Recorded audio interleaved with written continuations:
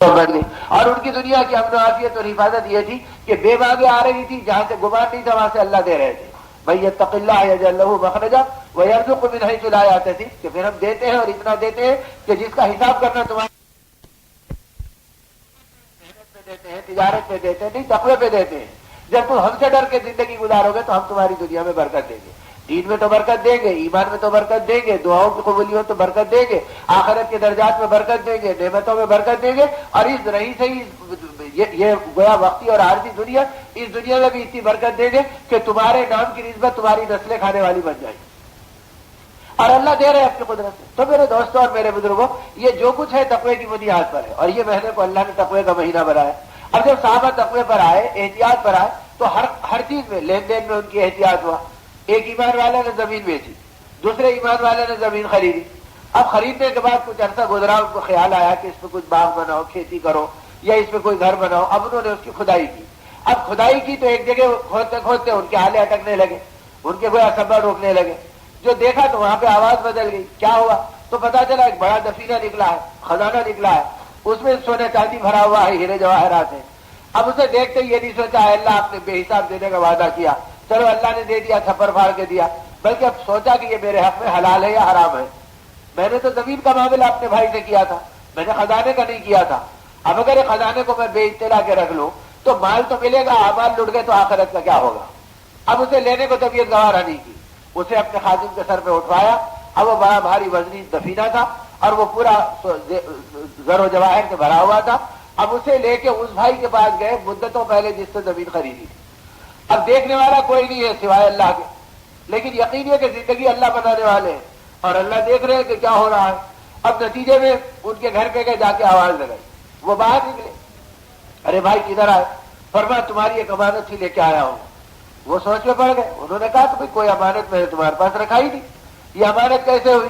کہا تمہیں یاد ہے کہ ایک زمین تم نے بیچی تھی بہت زمانہ پہلے؟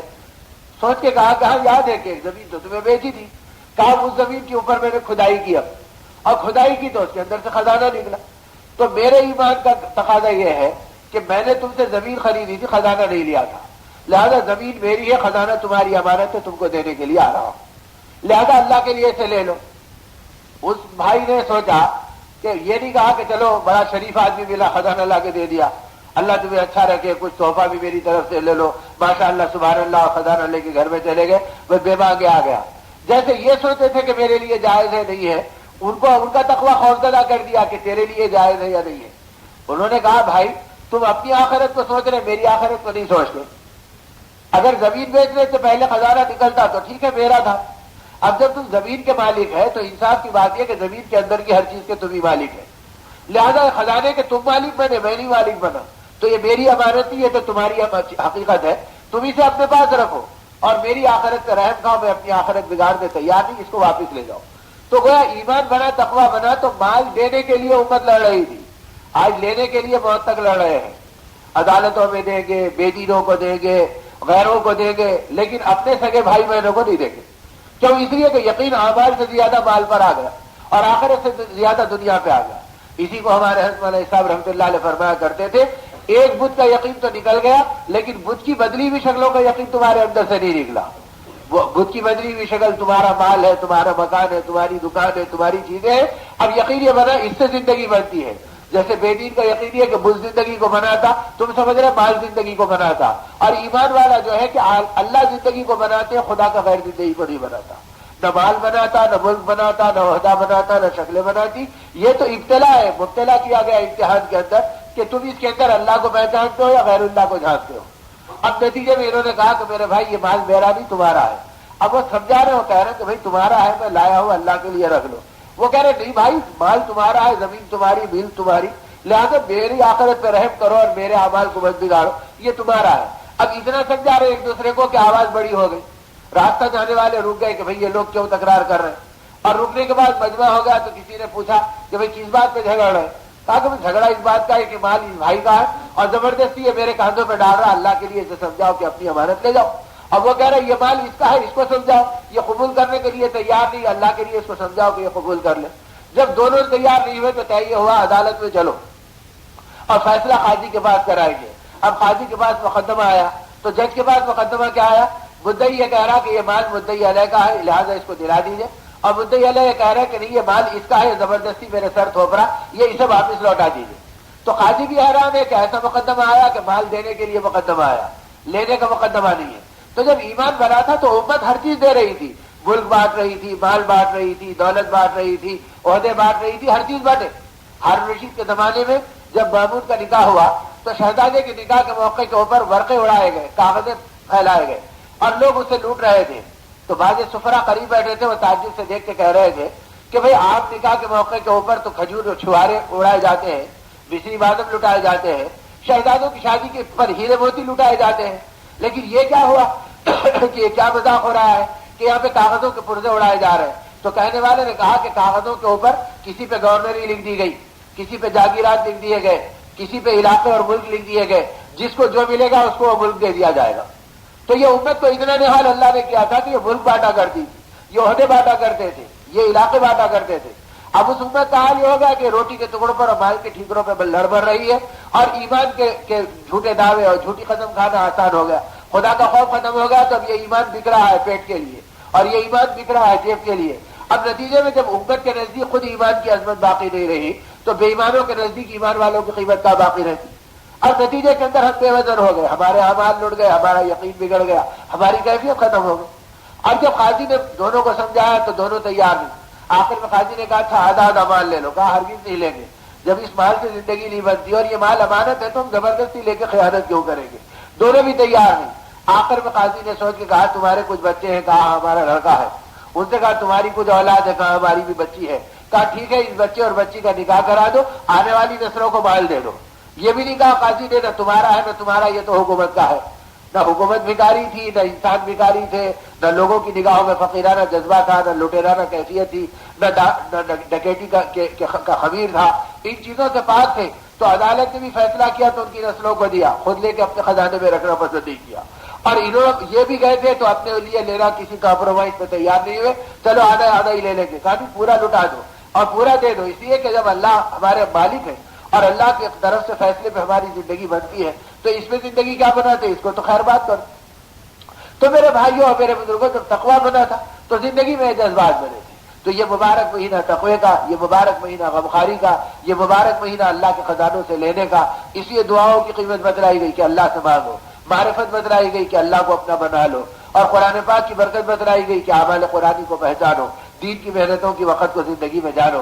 اب دعوت اللہ کی محنتوں سے، قرآن پاک کے راستے سے نبی رحمت صلی اللہ علیہ وسلم نے امت میں وہ معاشرہ اور ماحول بنایا تھا کہ پھر آدمی کو دین پر، ایمان پر چلنا اور غمخواری پر زندگی کو گزارنا اور ایمان کے تقاضوں کو پورا کرنا ایمان والوں کے لیے آسان بنا، اور اتنا آسان بنا پھر یہ امت غمخواری کے بلند مرتبے پر، ہمدردی کے اونچے چوٹی پر اور اللہ کی ذات عالی پہ بھروسہ کرنے کے انوکھے پیمانے پر اپنی زندگیوں کو رکھ کر لوگوں کو اس بات پر مجبور کیا تھا کہ دیکھو زندگی اللہ بناتے، اللہ کا غیر نہیں بناتا۔ جیسے بھوکے رہ رہے ہیں اللہ روزی دے رہے ہیں، آدمی دوسروں کو دے رہا، اللہ ان کی زندگی میں تراوت و برکت دے رہے ہیں۔ یہ سارے نقش رمضان کے مہینے میں اللہ نے دکھلا کر اس راستے کی برکتوں سے زندگی کو آباد کیا۔ اب مرد بھی، عورتیں بھی، بچے بھی، بڑے بھی اب ایمان کی بنیاد پر زندگی گزار رہے تھے، سامان کی بنیاد پہ نہیں۔ تو مال دینا آسان تھا، سخاوت آسان تھی، دوسروں کی خیر خبر آسان تھی، دوسروں کی خبر گیری آسان تھی۔ اب جان عائشہ رضی اللہ تعالیٰ عنہ کے بعد لاکھوں درہم آگے مال غنیمت میں، اور ایسے حالات میں آئے جبکہ روزہ پانی سے سحر ہو رہی، پانی سے افطار ہو رہا، کھانے کو کھجور نہیں ہے، گھر میں ستو کا کوئی ڈھیر نہیں ہے۔ اب 2 دن اسی حالت میں گزرے اور حضرت عمر رضی اللہ عنہ نے آپ کا مال غنیمت آپ پاس پہنچایا۔ جب مال کے 2 بوریے دیکھے اور 1 لاکھ درہم سے اوپر کی آتی ہوئی کیفیت کو دیکھا تو بدن کانپ گیا اور کہا ارے دنیا کیوں آئی، یہ پہلے ختم ہوگی یا زندگی پہلے ختم ہوگی۔ پھر فرمایا اپنی خادمہ سے جاؤ ضرورت مندوں کو بلا لاؤ۔ وہ جا کے حاجت مندوں میں اعلان کی کہ بیوی کچھ تقسیم کرنا چاہتے ہیں۔ اب مدینے کے غربا آ گئے تو آتے ہی ان لوگوں میں تقسیم کرنا شروع کیا تو ہاتھ سے نہیں دیا، گن کے نہیں دیا، سوپ میں بھر بھر کر لوگوں کے پشوؤں کو بھرنے لگے اور ان کے لاہے ہوئے تھیلیوں کے اندر اس مال کو ڈالنے لگے، یہاں تک کہ دیتے یہ حال ہوا کہ تھوڑی دیر میں خادمہ آئی تو اس نے دیکھا کہ چھوٹا سا ڈھیر باقی ہے، 2 بوریے ختم ہو گئے۔ اس نے کہا کہ بیوی میرا حق کہاں ہے؟ تو فرمایا ارے اللہ کی بندی پہلے کہتی تو اور دے دیتی، اب جو کچھ ہے اسی کو سمیٹ لے، اور اسی کو جھاڑو دے کے اس کے حوالے کر دیا۔ وہ یہ سمجھی کہ کچھ مال تقسیم کرنے کا تھا، کچھ اٹھا کے رکھنے کا ہے۔ افطار کے قریب آ کے کہا کہ بتاؤ افطار میں آپ کے لیے کیا بناؤ اور کیا لاؤں؟ تو سر پکڑ کے فرمایا اللہ تیرے حال پہ رحم کرے، اب یاد دلاتی، پہلے یاد دلاتی تو 1 درہم رکھ لیتی، میں نے تو پورا اللہ کے نام پہ تقسیم کر دیا، اب 1 درہم بھی باقی نہیں۔ پھر مسکرا کے فرمایا پانی کا پیالہ لا دے، آج افطار اسی پہ کریں گے، اگر اللہ دے دے تو کل کے افطار میں پھر کھانے کو مل جائے گا۔ تو ایسے حالات میں بھی ایمان والیاں رکھنا پسند نہیں کرتی تھی، دینا پسند کرتی تھی اور دوسروں کے ساتھ خیر خبر لینا پسند کرتی تھی۔ اور جب ایمان بگڑا، اعمال لٹے، تو رمضان 1 آیا، 2 آئے، 10 آئے، 20 آئے، روزے بھی رکھے، قرآن بھی پڑھے، تراویح بھی پڑھی، تلاوت بھی کی، لیکن غیروں کی زندگی میں کیا اثر ہوتا، اپنے دل پہ بھی اثر نہیں ہوا، اور اپنی ذات بھی صحیح راستے کو نہیں پہچانی، نہ توبہ کو پہچانی، نہ بندوں کی ہمدردی کو پہچانی، نہ غمخواری کو پہچانی، نہ ہمدردی کو پہچانی، کسی راستے سے بھی یہ زندگی نہیں بنی۔ اب جب اس زندگی کا بنانے کا راستہ چلا تو اسی سرزمین ہند کے اہل اللہ اور اولیاء اللہ میں ایک بزرگ گزرے، شاہ اسحاق صاحب رحمۃ اللہ علیہ، ان کے واقعات میں آتا وہ حج کے لیے تشریف لے گئے۔ جب حج کے لیے تشریف لے گئے تو وہ زمانہ لٹیروں کا اور زیادہ بگاڑ کا ہر زمانے میں رہا، آج بھی ہے، اور اس زمانے میں غربت انتہا پہ تھی، تو لوگ سمجھتے تھے حاجی آیا تو اس کے پاس کچھ نہ کچھ ملے گا، یہ مسافر ہے، کچھ مال لے کر آیا، تو حاجی کو اپنی جان بچانا بھی بہت مشکل ہوتا تھا، اسی لیے حج پہ جانے والا اپنے گھر والوں کو وصیت لکھ دیتا تھا اور حضرت سے دیکھ لیتا تھا، پتہ نہیں لوٹیں گے نہیں لوٹیں گے، کوئی اطمینان نہیں۔ اب یہ گئے تو ان کی جوتی ٹوٹ گئی، اب جوتی کا تسمہ ٹوٹا تو ایک گاٹنے والا ملا، تو اس موچی کے پاس جوتی کا تسمہ سلانے کے لیے ٹھہر گئے۔ جب اس کو جوتی دی تو پیچھے سے ایک ٹھگ آیا، اور اس نے جو دیکھا کہ بھئی حاجی نظر آ رہا، تو اس نے مٹی پھینکی چہرے پہ، ایک دم یہ آنکھوں کو ملنے میں لگے، وہ ایک دم لپٹ گیا، اور کمر کے اندر جو ہمیانی کمر پٹا تھا جس میں پیسے رکھے ہوئے تھے اس کو توڑا اور پیسے لے کے چلتا بنا۔ اب تھوڑی دیر میں سب نے اپنی آنکھوں کو کھولا اور اس کا گرد و غبار نکالا، پھر دیکھا کہ بھئی پٹا بھی چلے گیا، پیسے بھی چلے گئے، تو فوراً دل میں نیت کی، اے اللہ جس نے لیا میری طرف سے اس کے لیے حلال ہے، تاکہ میری وجہ سے کوئی ایمان والا حرام نہ کھائے۔ اب اس لیے سے ایسی حالت میں لینے والے کے لیے دعا کی اور نیت یہ کی کہ اللہ اس کے لیے حلال ہے، لیکن یہ چونکہ اللہ والے تھے، اللہ کا خاص تعلق نصیب تھا، وہ گیا اپنے گھر میں، تو گھر کے دروازے پہ قدم رکھا تو آنکھوں کی بینائی چھن گئی۔ اب جو ایک دم نابینا بنا تو رونے لگا، نہ بیوی دکھ رہی، نہ بچے دکھ رہے، نہ بھائی دکھ رہے، نہ بہن دکھ رہی۔ گھر والے اس کی عادتوں سے واقف تھے، انہوں نے کہا صحیح بتا آج تو نے کیا کیا کہ اتنا بڑا اللہ کا عذاب آ گیا اور تیری آنکھیں چھن گئی اور تیری بینائی ختم ہو گئی۔ اس نے رو کے سارا واقعہ بیان کیا۔ گھر والوں نے پوچھا بتا تو حاجی کو کچھ چہرہ بتلا سکتا کہ کیسا تھا؟ حلیہ بتایا کہ ایسا تھا۔ اس کے جسم پہ کیا کپڑے تھے؟ تو ایسے کپڑے تھے۔ سمجھ گئے کوئی یہ ہندوستانی حاجی ہوگا۔ اب اس زمانے میں حجاج کی تعداد بھی مختصر ہوتی، دروازے بھی مختصر تھے، آج کی طرح کے بے گنتی دروازے نہیں تھے۔ اب دروازے پہ جا کے جہاں سے حاجی نماز کے بعد نکلتے، گھر والے ٹھہر گئے۔ اب گھر والے ٹھہر گئے، اس حلیے کا ایک آدمی نظر آیا، اسے روکا، انہوں نے کہا بھائی میں وہ نہیں ہوں، وہ چھوڑ دیا۔ پھر دوسرے کو روکا، اسے چھوڑ دیا، یہاں تک ہے کہ شاہ صاحب رحمۃ اللہ علیہ نکلے۔ شاہ صاحب کو یہ لپٹ کے کہنے لگے حضرت آپ ہندوستان سے؟ کہا ہندوستان سے آیا ہوں۔ کہا آپ کے ساتھ کوئی واقعہ پیش آیا؟ کہنے لگے بیٹا اللہ کا گھر ہے اور یہ مبارک راستہ ہے، یا تو بس نعمت ہی نعمت ہے، تکلیف کا کوئی ذکر ہی نہیں، بس اللہ کا کرم ہے، اللہ کا انعام ہے۔ یہ کو اور یقین ہو گیا کہ کچھ ہوا اور یہ کہنا نہیں جا رہا۔ وہ لپٹ کے کہنے لگے حضرت اللہ کے لیے بتا دو، ہمارے خاندان کا ایک آدمی تھا، اس نے آپ کا کمر پر ٹکیچا، آپ کو کے اوپر مٹی پھینکی، ہوا ایسا؟ اب بار بار پوچھا تو کہا بیٹا ہوا تو ہے، لیکن یہ کوئی بولنے کی اور پوچھنے کی چیز ہے، بس قصہ ہوا ختم ہو گیا، اللہ نے ہمارے گناہ دھو دیے اور اپنے گھر سے ہم کو قریب کر لیا۔ اب جب یہ کہا یہ عمل تو قبولیت حج کا ہے، اللہ نے کرم فرما دیا، ایک چھوٹی سی تکلیف دی اور اس کے بدلے میں اپنی رحمت اور عنایتوں سے نواز دیا۔ اب یہ کہنے لگے نہیں حضرت اللہ کے لیے اسے معاف کر دیے، یہی وہ مجرم ہے اور یہی وہ ظالم ہے جس نے ہم کے ساتھ ظلم کیا۔ کہا ارے بیٹا ایسا مت کہو، یہ آقا کا امتی ہے، اسے کیوں ظالم کہتے، اسے کیوں مجرم کہتے؟ کہا حضرت آپ تو یہ کہہ رہے اس کی بینائی چلے گئی اور یہ اس کے بیوی بچے رو رہے اور یہ خود تڑپ رہا کہ میری آگے کی زندگی کا کیا ہوگا۔ تو اللہ والوں میں مخلوق کی شفقت و محبت بھی ہوتی۔ فرمایا ارے اس کی بینائی چلے گئی، ایک دم اللہ کا نام لے کے چہرے پہ ہاتھ پھیرا اور آنکھوں پہ پھونکا، ایک دم بینائی چھلک کے آ گئی۔ اب چھلک کے آتی تو اس نے دیکھا تو اس نے بھی پہچان لیا۔ اب وہ فوراً گھٹنوں پہ گرنے گیا تو انہوں نے روکا، بیٹا اللہ کا گھر ہے، یہ اللہ کے علاوہ کسی کے سامنے مت جھکو، بیت اللہ کا طواف کرو، اللہ کے سامنے سجدہ کرو، اپنی زندگی پاکیزہ گزارو۔ اس نے کہا حضرت مجھے معاف کر دو اور آپ کی امانت لے لو۔ فرمایا بیٹا امانت بھی ہے، وہ لینے کی چیز نہیں ہے، جب تم نے لیا تو میں نے ہدیے کی نیت کر لی، اب تم اس کے مالک بن گیا، میں کیسے لوں تمہارے پاس سے؟ اور جب ہی نیت کر لی کہ یہ حلال ہے تمہارے حق میں، اب حلال کی نیت کر لی تو اور بھی حیرت میں پڑ گئے۔ اور جب وہ چلے گیا اصرار کرنے کے بعد میں اور روتے دھوتے لوٹ گیا اور توبہ کر لیا آپ کے ہاتھ پہ کہ آج کے بعد کسی کے ساتھ ایسا برا فعل نہیں کروں گا، تو شاگرد صاحب تھے، انہوں نے کہا حضرت اتنا بڑا آپ کے ساتھ عمل ہوا، آپ نے کہا بھی نہیں، اور اب وہ مان لے کے آئے تو قبول بھی نہیں کیا اور کہہ رہے کہ میں نے پہلے ہی حلال کی نیت کر لی۔ فرمایا بیٹا جب یہ عمل ہوا تو جبھی میں نے حلال کی نیت کر لی، حضرت آپ اتنا بڑا واقعہ ہوا اور صدمے کو جھیل کے حلال کی نیت کی. فرمایا بیٹا یہ حرم ہے اور حرم میں نبی کی امت کے علاوہ کوئی دوسرا آ نہیں سکتا. تو میں سوچا میری وجہ سے ایک نبی کا امتی حرام کھائے، تو میں نے حلال کی نیت کر لی اور ہدیے کی نیت کر لی تاکہ اس کو ثواب ملے اور مجھے بھی اجر اللہ پاک دے دے. اور جب انہوں نے کہا حضرت آپ نے ایسا معاف کیا اور کہا بھی نہیں، تو رونے لگے اور رو کے فرمایا بات دراصل یہ ہے، جب یہ واقعہ ہوا تو مجھے قیامت کا میدان یاد آ گیا اور مجھے آقا کا چہرہ نظر میں گھومنے لگا کہ قیامت کے میدان میں آقا موجود ہوں گے، ایک ایک امتی کو بخشوانے کے لیے بے چین ہوں گے. اگر یہ پکڑا گیا اور پتا چلا کہ اس نے اسحاق کے ساتھ تکلیف دی تھی تو اللہ کے نبی مجھے ڈھونڈیں گے کہ میرے اس امتی کو بلاؤ تاکہ وہ اسے معاف کر دے اور یہ میرا امتی قیامت کے میدان میں رسوا نہ ہو. تو آقا کو میرے ڈھونڈنے کی تکلیف قیامت کے میدان میں ہوگی، لہذا ابھی معاف کرو تاکہ قیامت کے دن آقا کو میرے ڈھونڈنے کی نوبت نہ آئے. اس لیے میں نے معاف کر دیا. تو میرے دوستوں جب زندگی تقوی پہ آئی تھی تو دنیا میں آخرت نظر آ رہی تھی. اب اللہ کے گھر میں بھی آخرت نظر نہیں آ رہی، اپنے اعمال میں بھی انجام نظر نہیں آ رہا، اپنی زندگی میں بھی خاتمے کی فکر نہیں ہو رہی. تو اللہ پاکیزہ زندگی دے، حلال و حرام کی سمجھ دے. اب یہ چیزیں غذا آدمی کو جو ملتی ہے وہ رمضان کے بعد لٹ جائے، اس سے بچنے کے لیے دین کی محنتیں ہیں، دعوت اللہ کی فکریں ہیں، اللہ کے راستے کی نقل و حرکت ہے.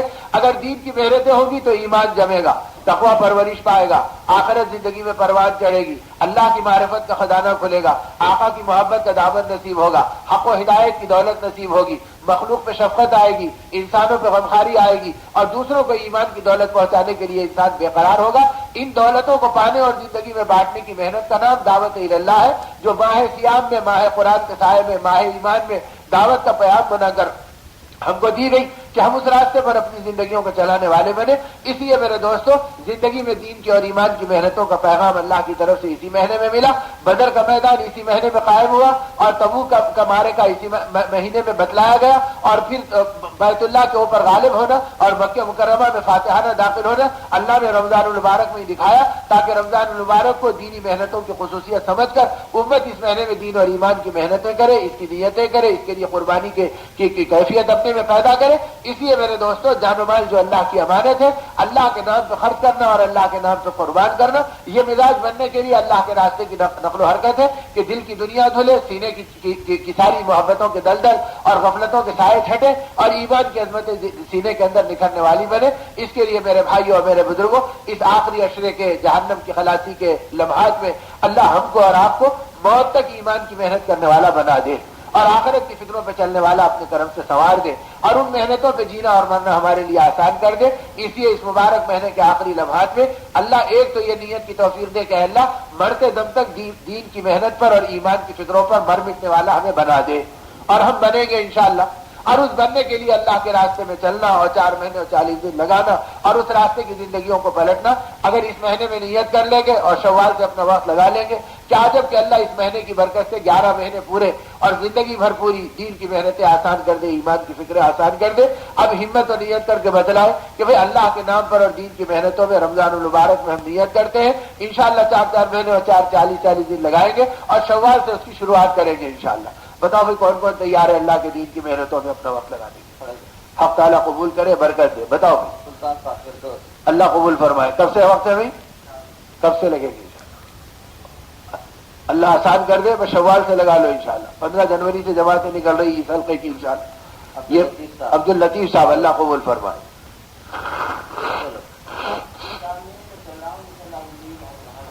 اللہ برکت عطا فرمائے. قبول. لکھنؤ کی جماعت ہے، 4 مہینے دے رہے ہیں اور زندگی بھر 4 مہینے. اللہ اپنے کرم سے ان کی قربانیوں کے صدقے ہم کو بھی توفیق عطا فرمائے. زکریا صاحب لالا گڑے کے اللہ پاک قبول فرمائے. محمد ابراہیم، محمد نصیر صاحب اللہ قبول فرمائے. عبدالحمید ٹانگے بھائی آپ کالج کے عبد الحمید صاحب، سید محمد. اور روزانہ اپنے مسجد وار فکروں میں شریک ہونا اور مشورے میں بیٹھنا اور اپنی محنتوں کے ساتھ 3 دن کی جماعتیں بنانا، اس میں نکلنا اور 2 گشتوں کا اہتمام اپنی پوری فکر کے ساتھ، ذمہ داریوں کے ساتھ اپنے مقام کی کرنا اور بھئی ان فکروں کے ساتھ اپنے اوقات کو چلانا کہ اللہ ہر سال کے 4 مہینے اور ہر دن کے تقاضوں پر اپنے کرم سے چلا دے اور ہماری ضرورتوں کو اللہ غیب سے پوری کر دے. کریں گے بھائی انشاءاللہ. اور مل بلی کا اجتماع ہے اتوار کا. اب ایک اتوار رمضان المبارک کا باقی ہے. ظہر میں اجتماع ہوگا انشاءاللہ. اس کے بعد سے پھر مغربی میں اجتماع ہوگا، رات کا قیام ہوگا، صبح اشراق تک وہاں پر دینی ماحول بنے گا اور اب ہفتے کی رات کا قیام ہے اور اتوار کے دن دوپہر کا اجتماع ہے. کم سے کم اگر خدا نخواستہ اب تک نہیں ہوا تو ایک دینی محنتوں کے اجتماع میں شرکت کر لیں تاکہ اللہ ان دینی فکروں میں موت تک چلا دیں اور ایمان کی فکروں میں قبول کر لیں. درود شریف پڑھ کے دعا کر لو. الحمد للہ رب العالمین والصلاة والسلام علی رسولہ الکریم. اللہم یا اول الاولین ویا آخر الاخرین ویا ذا القوة المتین ویا راحم المساکین ویا ارحم الراحمین یا حنان یا منان یا بدیع السماوات والارض یا ذا الجلال والاکرام یا حی یا قیوم برحمتک نستغیث. اللہم اصلح لنا شأننا کلہ ولا تکلنا الى انفسنا طرفة عین ولا تنزع منا صالح ما اعطيتنا. اللهم طهر قلوبنا من النفاق واعمالنا من الرياء والسنتنا من الكذب واعيننا من الخيانة فإنك تعلم خائنة الأعين وما تخفي الصدور. اللهم اشرح صدورنا للإسلام. اللهم إنك عفو كريم تحب العفو فاعف عنا يا كريم. اللهم حبب إلينا الإيمان وزينه في قلوبنا وكره إلينا الكفر والفسوق والعصيان. اللهم اجعلنا من الراشدين. اللهم اجعلنا من التوابين. اللهم اجعلنا من المتطهرين. اللهم اجعلنا من عبادك الصالحين. اللهم اجعلنا من المتقين. اللهم اجعلنا من المؤمنين. اے اللہ ہمارے گناہوں کو معاف فرما، ہمارے قصوروں کو درگزر فرما. زندگی کا بڑا حصہ غفلتوں میں بے دینی میں گزر گیا، اپنی دریائے رحمت سے معاف فرما. بقیہ زندگی کو پاکیزہ اعمال پر لگا دے. اے اللہ جس مبارک مہینے میں آپ نے حلال چیزوں سے بھی روکا، اے اللہ ہر حرام سے زندگی بھر رکنا آسان کر دے، ہر ایک حق ادا کرنا آسان فرما دے. اپنی ذات عالی پہ یقین عطا فرما دے. پاکیزہ روزی مقدر فرما، پاکیزہ فکر نصیب فرما، پاکیزہ اعمال نصیب فرما، پاکیزہ نگاہیں نصیب فرما، پاکیزہ سوچ عطا فرما. اے مولا اگر یہ مہمان بھی ہم سے روڑ گیا تو اللہ ہماری آخرت ہلاک ہو جائے گی، برباد ہوگی. ہم پہ رحم فرما. اس مبارک مہینے کے ٹوٹے پھوٹے روزوں کو قبول فرما. ہماری کمزور عبادتوں کو اپنے کرم سے اللہ قبولیت کا شرف عطا فرما. اے مولا اپنے کرم سے اس ماہ مبارک کی برکت سے ہدایت پر ڈال دے، ایمان کی محنتوں پر کھڑا کر دے. اے اللہ آپ کے حبیب کی امت اے اللہ بڑے نازک احوال سے گزر رہی ہے. مولا کوئی اس کا پرسان حال نہیں، نہ ہماری جان کی حفاظت نہ ہمارے مال کا اے اللہ حفاظت. اے اللہ اس بے سہارا زندگی پہ کرم فرما دے. اے اللہ اپنی حفاظت میں اپنی عافیت میں لے لے. اے اللہ جس امت کی حفاظت کے لیے آقا روتے رہے، آنسوؤں کے نذرانے آپ کی بارگاہ میں پیش کرتے رہے، آپ کا پاک خون اثر بہا اور آپ نے امت کے لیے اللہ اس کو مغفرت کے ذریعے کے لیے آپ کے سامنے تڑپ کر گزارا. اے مالک اس نبی کی امت اے اللہ بے یار و مددگار ہے، بے آسرا اور بے سہارا ہے. اے مولا ہمارے قصوروں کو معاف فرما، ہماری غفلتوں کو دھو دے، ہمیں پاکی کا راستہ اپنے کرم سے عطا فرما دے. زندگی کو بھی چین کی بنا، موت کو بھی راحت کی بنا. بری موت سے ہماری حفاظت فرما، بری موت سے ہماری حفاظت فرما. ایمان پر اے اللہ خاتمہ نصیب فرما. حسن خاتمے کی دولت پوری امت کو عطا فرما. اے اللہ اس مبارک ماہ کے بچے اوقات کی قدردانی نصیب فرما. اے اللہ دیکھتے دیکھتے زندگی قبروں سے قریب ہو رہی ہے اور دل بھٹک رہا ہے، اعمال لٹ رہے ہیں. مولا ہمیں سنبھال لے. آپ کے حبیب نے مانگا اللہم باقیتاً کباقیت الولید. اے اللہ جیسے بچوں کی حفاظت مائیں کرتی ہیں اے اللہ اس طرح ہماری نگہبانی فرما. اے اللہ اس سے زیادہ ہم آپ کی نگہبانی کے محتاج ہیں. اے اللہ ہماری تربیت فرما، ہماری حفاظت فرما، ہم پر کرم فرما. اے اللہ دنیا کی آزمائشوں سے بھی ہم کو بچا لے. اے اللہ بے حیثیت ہیں، نکمے ہیں، ذلیل و خوار ہیں، بے ظرف ہے. اے اللہ اپنے کرم سے ہمیں اے اللہ دنیا کی پریشانیوں سے بھی بچا لے. اے اللہ ہمارے بیماروں کو صحت عطا فرما. اے اللہ مہلی کو موذی امراض سے ہر ایک کو بچا لے. اے اللہ معصوم بچوں پہ رحم فرما، ان کے ماں باپ کو چین نصیب فرما، زندگی میں خیر و برکت عطا فرما. جو دعاؤں کے لیے کہتے ہیں ان کی چاہتوں کو اور حاجتوں کو پوری فرما. اے اللہ پریشان حالوں کو سکون عطا فرما، بیماروں کو صحت عطا فرما، زندگی میں برکت عطا فرما. عافیت کے ساتھ زندگیوں کو دین کی محنت میں قبول فرما. اے بے روزگاروں کو حلال و کشادہ روزی کے دروازے مقدر فرما. اے اللہ بے چینوں کو چین نصیب فرما. اے اللہ مقروضوں کے قرض غیبی خزانوں سے ادا فرما. مولا ہمیں مجرم اور قصوروار بننے سے بچا لے. زندگی پوری جرائم میں لٹ گئی اور مظالم میں کھو گئی. اے اللہ اپنے کرم سے ہمیں شفقت والا اور غمخوار اور دلدار بنا دے. اور اے اللہ اس ماہ مبارک کی برکت سے ہماری نگاہوں میں محبت ڈال دے، ہمارے دلوں میں جوڑ پیدا فرما دے، ہماری زندگی کو پاکیزہ بنا دے. اے مولا ایسے مہینے میں جس کے اندر اے اللہ قرآن پڑھا جا رہا ہو، غلاموں کی طرح آپ کی بارگاہ میں کھڑے ہو رہے ہوں، اے اللہ بھوکے اور پیاسے رہ کر آپ کی بارگاہ میں بلبلا رہے ہو، اے اللہ کتنے لاکھوں بندے ہیں جو بندے اور بندیاں اپنے گھروں سے نکل کر اے اللہ آپ کے در اقدس میں پہنچ گئی اور لبیک کہتے ہوئے آپ کو پکار رہی ہے، اور فقیروں کی طرح دو چادروں میں لپٹی ہوئی اے اللہ طواف کر کر ملتزم سے چمٹ کر اے اللہ آہو بکا کر رہی ہو، اے اللہ آپ کے نبی پاک صلی اللہ علیہ وسلم کے دربار میں صلاۃ و سلام عرض کر رہی ہو، ارے اللہ مسجد نبی میں تڑپ رہی ہو، مولا ان کی آہوں میں ہم کو شامل فرما، ان کے سفر و حضر کو قبول فرما، ان کے لیے اے اللہ خیر و برکت عطا فرما، ان کی دعاؤں پر عالم میں ہدایت کے فضائل بنا دے، ہم سب کو بھی ہدایت کی محنت کے لیے قبول فرما، ہماری دعاؤں میں ان کو شامل فرما، اے اللہ کرم کے رحم کے فضل کے دروازوں کو کشادہ فرما، اے اللہ ظلم و ظلمت سے پوری امت کی حفاظت فرما، عورتوں اور بچوں کی حفاظت فرما، قیامت تک ہمارے نسلوں کی حفاظت فرما، ہماری نسلوں کو دین کا سچا خادم بنا،